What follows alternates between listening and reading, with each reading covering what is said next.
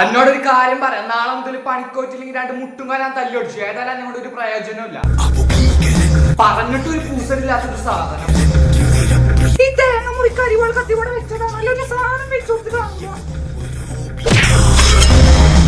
എന്നോട് ഞാൻ പലവട്ടം പറഞ്ഞിട്ടുണ്ടാക്ക നാടകത്തിന് വീട്ടുന്ന സാധനങ്ങൾ എടുക്കരുത്. ആരോട് പറയുന്നു? അവനോടൊന്നും പറഞ്ഞിട്ട് ഒരു കാര്യമില്ല.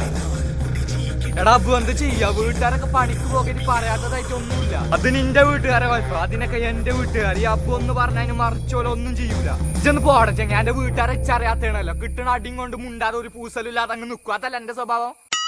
എന്തായാലും ഇതിൽ തീരുമാനം ഉണ്ടാക്കണം. പണിക്ക് പോയിട്ടില്ലെങ്കിൽ വീട്ടുകാരെ ഒരു പെണ്ണോടും കെട്ടിച്ചില്ല. എടാ ഇജ്ജ് കൂളാവ്, ഞമ്മക്ക് എന്തെങ്കിലും ഒരു വഴി നോക്കാം. എടാ മേലെ നീ പണിയെടുക്കാൻ എന്നോട് കഴിയൂല. വേണ്ടടാ ഇജ്ജ് കയ്യും കെട്ടി ഇങ്ങനെ എന്നാ പൈസ എവിടെ സുമേഷ് ചേട്ടാ എന്റെ അടുത്ത് നടന്നു വരും. മേലാണെങ്കിൽ പണിയെടുക്കാൻ എന്നെ കൊണ്ടും കഴിയൂല. അതിപ്പോ അറിയാത്ത കാര്യമൊന്നും അല്ലല്ലോ.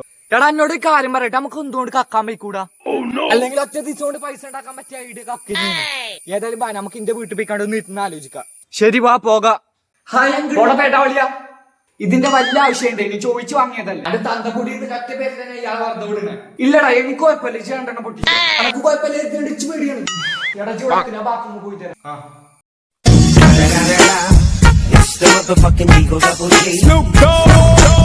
എന്റെ പൊന്നോ എത്ര ചില്ലറ പൈസ.